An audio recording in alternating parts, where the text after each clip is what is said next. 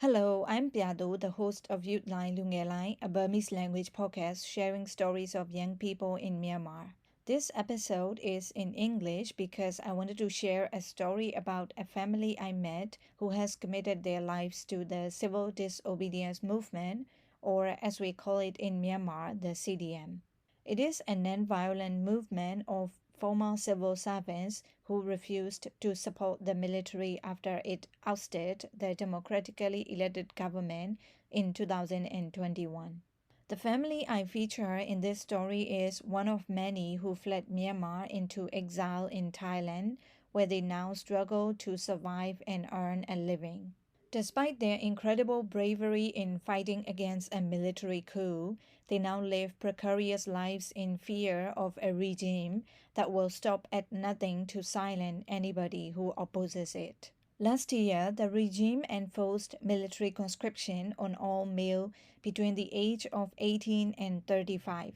This was the ultimate deciding factor for this family to leave behind their lives in Myanmar to join the thousands of exiles who've ended up in Thailand.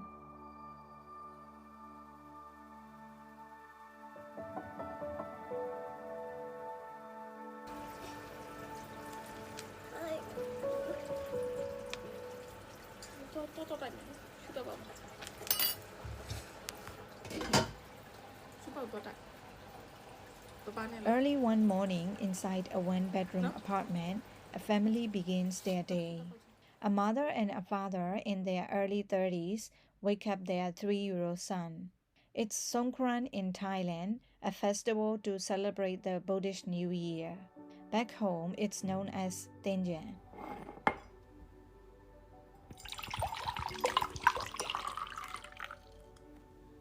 The mother is getting ready for work but stops to offer a glass of water to a small Buddha statue and says the prayer. It's a morning routine for her as a Buddhist. The father is getting his son ready for school.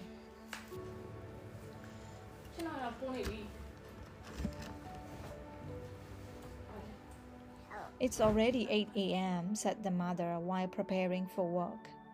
Her 3-year-old son said that he didn't want to go to nursery school at breakfast.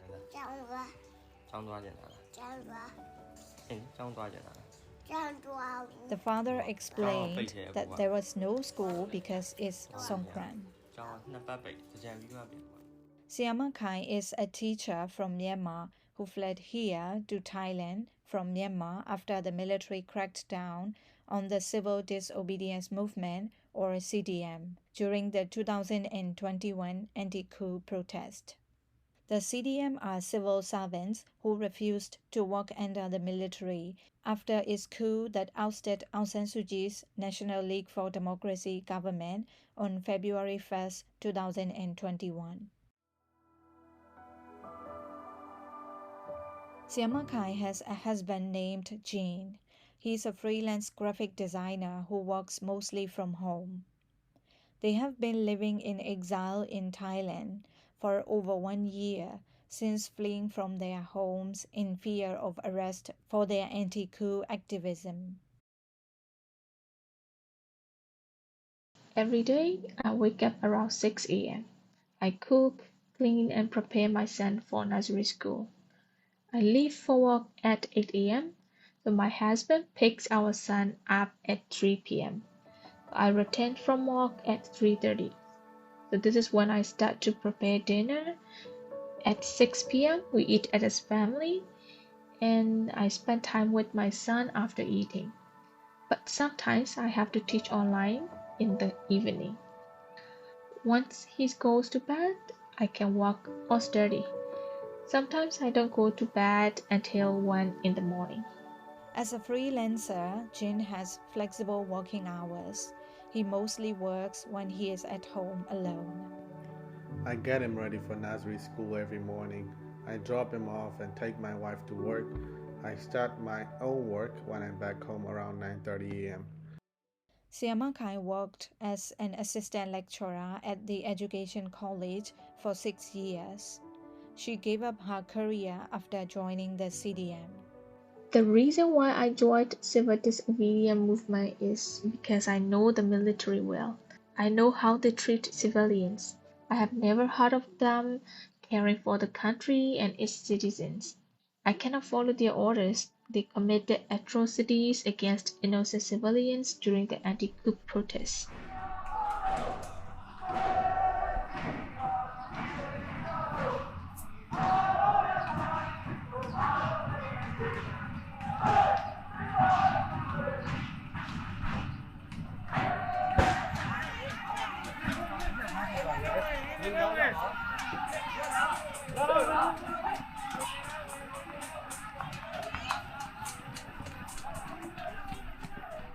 I have been here in Thailand for 1 year.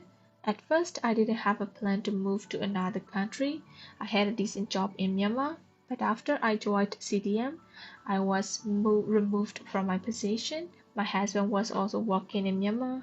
However, after the conscription law was enforced, it was no longer safe for him to stay, so we fled with our child to Thailand.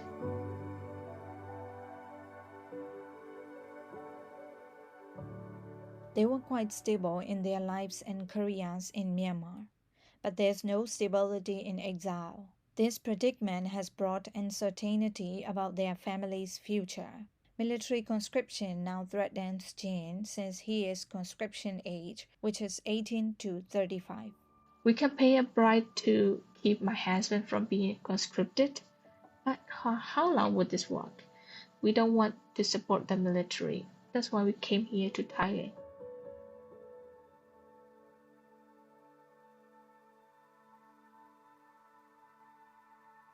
The family arrived in April 2024, 2 months after the military conscription law was enforced. At first, both my husband and I were unemployed, so we had some freelance work in Myanmar jet, so we exchanged it for a Thai baht. But the jet is very unstable. It is very difficult for us and stressful. We worked online all day and couldn't give my kid as much attention as he needed. We also faced stress as a family. They endured ups and downs as a consequence of life in exile.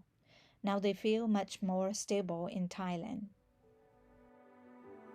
Now we are okay financially, but nothing is stable in exile. And when I think of my family's future, I feel stressed. Seeing no possible return to Myanmar, they want their son to speak Thai. He now attends a Thai language nursery school near their home. I feel sorry for my son. His grandparents are in Myanmar. My son is 3 and his social skills have been developing. He likes playing with his friends, but he has no chance to play with his cousins in Myanmar. His grandparents adore him a lot, but they don't get to see him. As a husband and a father, Jin feels that he has obligation to keep his family safe physically and financially. A recent reduction to part-time work has affected his pride. I have almost no income these days, and that feeling is unbearable. I can't sleep at night sometimes. They are creating their home away from home in Thailand. They are trying to be resilient and overcome adversity. Like all Myanmar people living in exile, they hope to return home one day. But they won't until the military is defeated and the coup is overturned. If there were no coup, I could live my daily life without worrying for the next day. I could also have more time and effort for my career development. Most of all, I could live day by day less emotionally. If only there was no coup, I think we both would be busy with our careers. I was studying for my master's degree, so I will continue my studies in Myanmar or abroad. Our parents are in Myanmar, and whenever I read the news, I was overwhelmed. I cannot go back, I cannot do anything for them.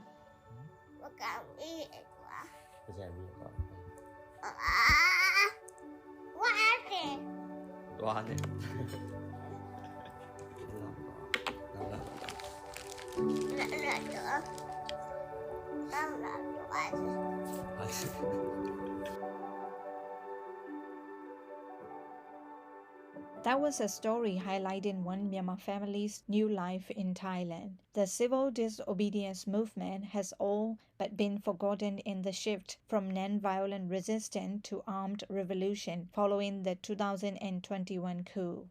We should not forget the sacrifice members of the CDM have made on our behalf.